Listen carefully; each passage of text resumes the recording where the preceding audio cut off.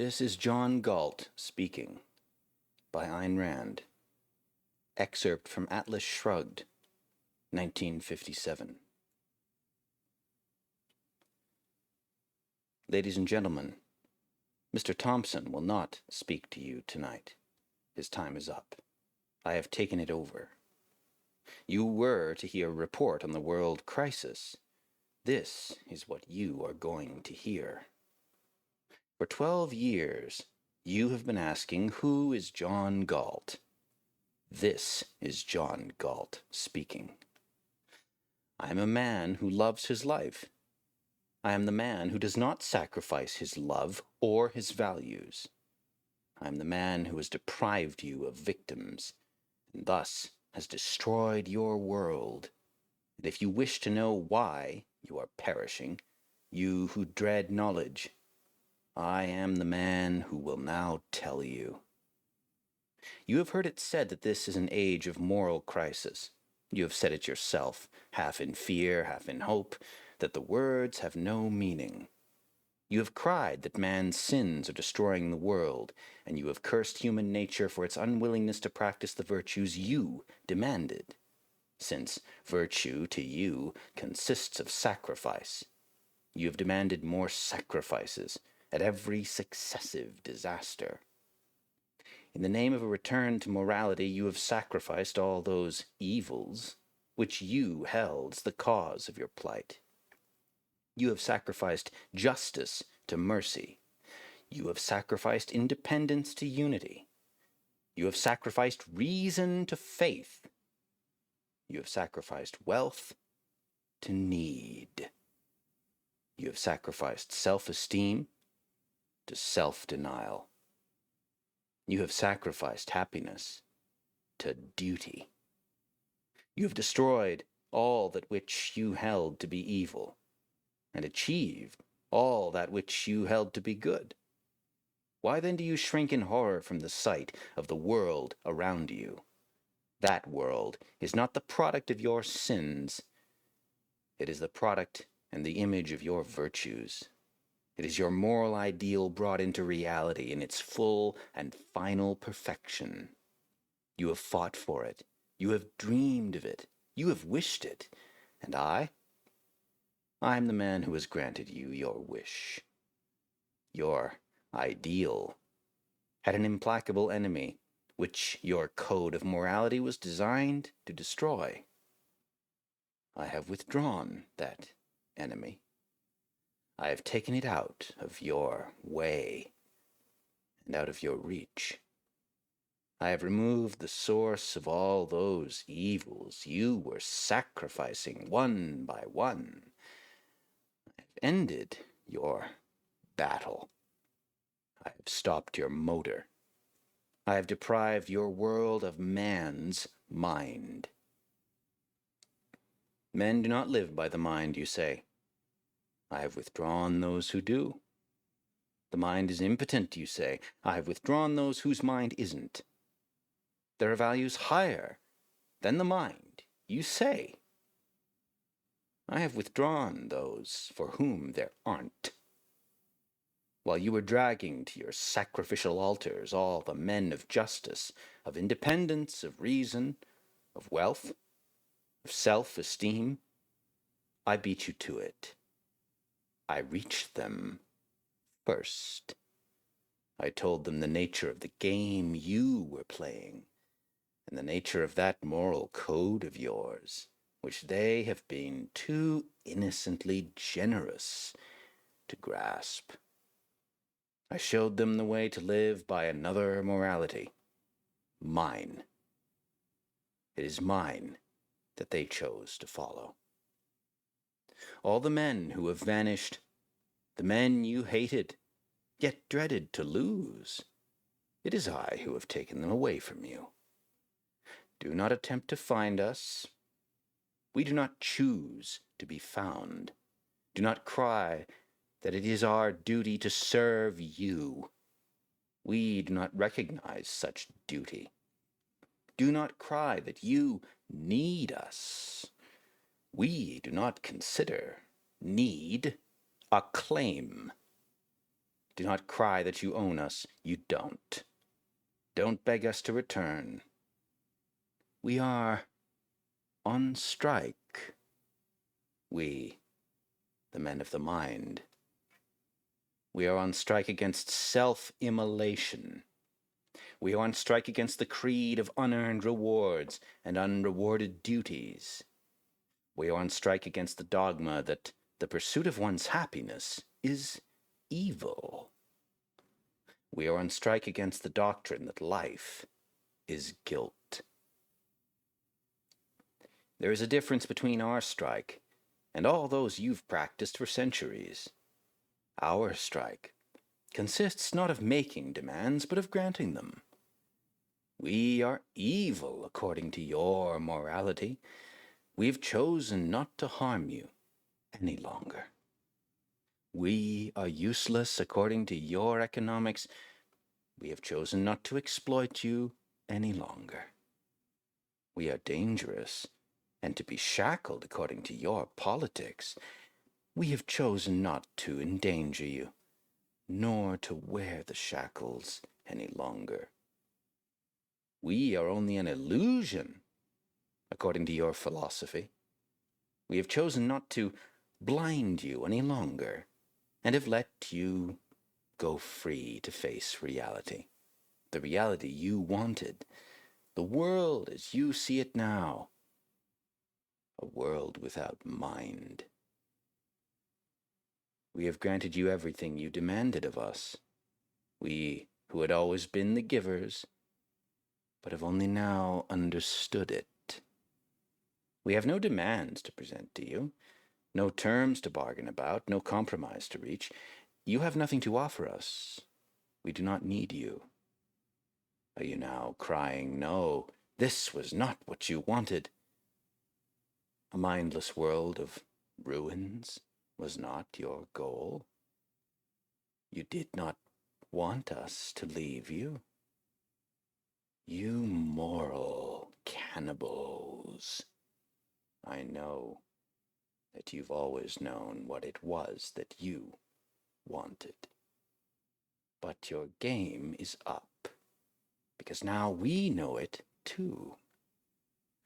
Through centuries of scourges and disasters brought about by your code of morality, you have cried that your code had been broken, that the scourges were punishment for breaking it, that men were too weak and too selfish to spill all the blood it required. You damned man. You damned existence. You damned this earth, but never dared to question your code. Your victims took the blame and struggled on, with your curses as reward for their martyrdom, while you went on crying that your code was noble, but human nature was not good enough to practice it. And no one rose to ask the question, good by what standard? You wanted to know John Galt's identity. I am the man who asked that question. Yes, this is an age of moral crisis. Yes, you are bearing punishment for your evil. But it is not man who is now on trial, and it is not the human nature that will take the blame. It is your moral code that's through this time. Your moral code has reached its climax, the blind alley at the end of its course. And if you wish to go on living, what you now need is not to return to morality, you who have never known any, but to discover it. You have heard no concepts of morality but the mystical or the social. You have been taught that morality is a code of behavior imposed on you by whim, the whim of a supernatural power, or the whim of society, to serve God's purpose or your neighbor's welfare, to please an authority beyond the grave, or else next door, but not to serve your life or pleasure. Your pleasure, you have been taught, is to be found in immorality. Your interests would best be served by evil, and any moral code must be designed not for you, but against you, not to further your life, but to drain it For centuries, the battle of morality was fought between those who claimed that your life belongs to God and those who claimed that it belongs to your neighbors. Between those who preached that the good is self-sacrifice for the sake of ghosts in heaven, and those who preached that the good is self-sacrifice for the sake of incompetence on earth. And no one came to say that your life belongs to you, and that the good is to live it. Both sides agreed that morality demands the surrender of your self-interest and of your mind, that the moral and the practical are opposites, that morality is not the province of reason, but the province of faith and force. Both sides agree that no rational morality is possible, that there is no right or wrong in reason, that in reason there's no reason to be moral. Whatever else they fought about, it wasn't against man's mind that all your moralists have stood united. It wasn't man's mind that all their schemes and systems were intended to despoil and destroy. Now, choose to perish or to learn that the anti-mind is the anti-life. Man's mind is his basic tool of survival. Life is given to him. Survival is not. His body is given to him. Its sustenance is not. His mind is given to him. Its content is not. To remain alive, man must act. And before he can act, he must know the nature and purpose of his action. He cannot obtain food without a knowledge of food and of the way to obtain it. He cannot dig a ditch or build a cyclotron without a knowledge of his aim and the means to achieve it. To remain alive, man must think. But to think is an act of choice.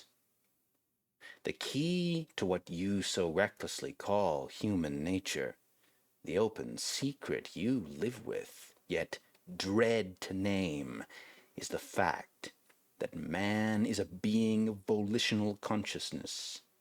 Reason does not work automatically. Thinking is not a mechanical process. The connections of logic are not made by instinct. The function of your stomach, lungs, or heart is automatic. The function of your mind is not. In any hour and issue of your life, you are free to think or evade that effort, but you are not free to escape from your nature, from the fact that reason is your means of survival, so that for you, who are a human being, the question to be or not to be is the question to think or not to think. In the name of the best within you, do not sacrifice this world to those who are its worst. In the name of the values that keep you alive, do not let your vision of man be distorted by the ugly, the cowardly, the mindless in those who have never achieved his title. Do not lose your knowledge that man's proper estate is an upright posture, an intransigent mind and a step that travels unlimited roads. Do not let your fire go out. Spark by irreplaceable spark in the hopeless swamps of the approximate, the not quite, the not yet, the not at all. Do not let the hero in your soul perish in lonely frustration for the life you deserved, but have never been able to reach. Check your road and the nature of your battle. The world you desired can be won. It exists. It is real. It is possible. It's yours. But to win it requires your total dedication and a total break with the world of your past, with the doctrine that man is a sacrificial animal who exists for the pleasure of others. Fight for the value of your person. Fight for the virtue of your pride. Fight for the essence of that which is man, for his sovereign, rational mind. Fight with the radiant certainty and the absolute rectitude of knowing that yours is the morality of life, and that yours is the battle for any achievement, any value, any grandeur, any goodness, any joy that has ever existed on this earth. You will win when you are ready to pronounce the oath I have taken at the start of my battle. And for those who wish to know the day of my return, I shall now repeat it to the hearing of the world. I swear by my life and my love of it that I will never live for the sake of another man, nor ask another man to live for mine.